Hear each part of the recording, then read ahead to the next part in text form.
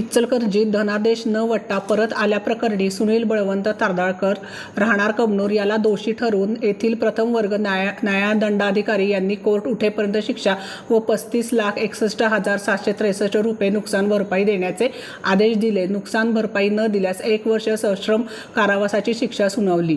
याबाबत अधिक माहिती अशी की सुनील तारदाळकर यांनी श्री आर्य चाणक्य पतसंस्थेतील स्थावर तारण सहकर्जदार म्हणून कर्ज घेतले होते.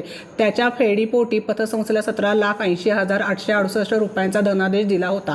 मात्र तो न वटताच परत आल्याने तेथील न्यायालयात तक्रार दाखल केली होती. यावेळी झालेल्या सुनावणीमध्ये सुनील तारदाळकर यांनी पतसंस्थेत कायदेशीर देणेपोटी धनादेश दिला होता. तो न वटता परत आल्याने साबित केले. तसेच फिर्यादीचे वकील ॲडव्होकेट अशोक अग्रवाल यांनी मांडलेल्या युक्तिवाद ग्राह्य करून न्यायालयाने वरील प्रमाणे शिक्षा ठोठावली आहे. रणनीती न्यूज चॅनलला आजच सबस्क्राइब करा आणि रहा अपडेट.